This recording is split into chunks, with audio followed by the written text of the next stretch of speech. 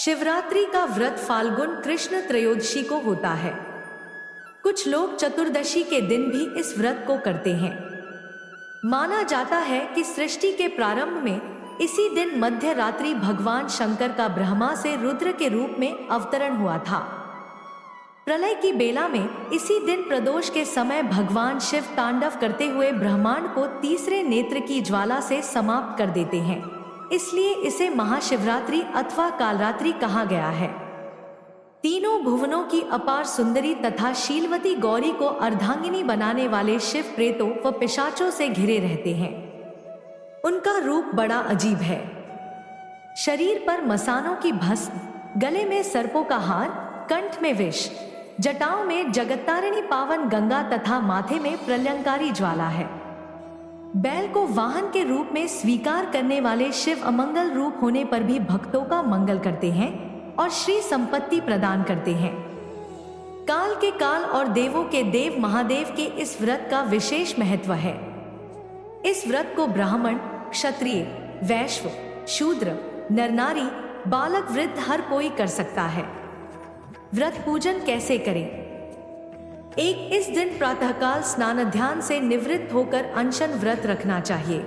2, पत्र पुष्प तथा सुंदर वस्त्रों से मंडप तैयार करके सर्वतोभद्र की वेदी पर कलश की स्थापना के साथ साथ गौरीशंकर और नंदी की मूर्ति रखनी चाहिए।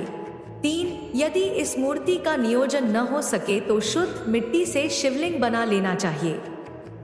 4, कलश को जल से भरकर रोली, मौली, चावल, पान, सुपारी, लौंग, इलायची, चंदन, दूध, दही, घी, शहद, कमलगट्टा, धतूरा, बेलपत्र, कमोआ आदि का प्रसाद शिवजी को अर्पित करके पूजा करनी चाहिए। पूजन विधि विस्तृत में पृथक से दी गई है, उसे पूजन से पूर्व एक बार अवश्य पढ़ लें। 5, रात को जागरण करके शिव की स्तुति का पाठ करना चाहिए। इस अवसर पर शिव पुराण का पाठ मंगलकारी है। शिव आराधना स्तोत्रों का वाचन भी लाभकारी होता है। 6, इस जागरण में शिवजी की 4 आरती का विधान जरूरी है। 7, शिवरात्रि की कथा कहें या सुने। 8, दूसरे दिन प्रातः जौ, तिलखीर तथा बेलपत्रों का हवन करके ब्राह्मणों को भोजन कराकर व्रत का पारण करना चाहिए। इस विधि तथा स्वच्छ भाव से जो भी यह व्रत रखता है, भगवान शिव प्रसन्न होकर उसे अपार सुख संपदा प्रदान करते हैं। 9, भगवान शंकर पर चढ़ाया गया नैवेद्य खाना निषिद्ध है। ऐसी मान्यता है कि जो इस नैवेद्य को खा लेता है वह नरक के दुहकों का भोग करता है। इस कष्ट के निवारण के लिए शिव की मूर्ति के पास शालिग्राम की मूर्ति का रहना अनिवार्य है। यदि शिव की मूर्ति के पास शालिग्राम हो तो नैवेद्य खाने का कोई दोष नहीं होता।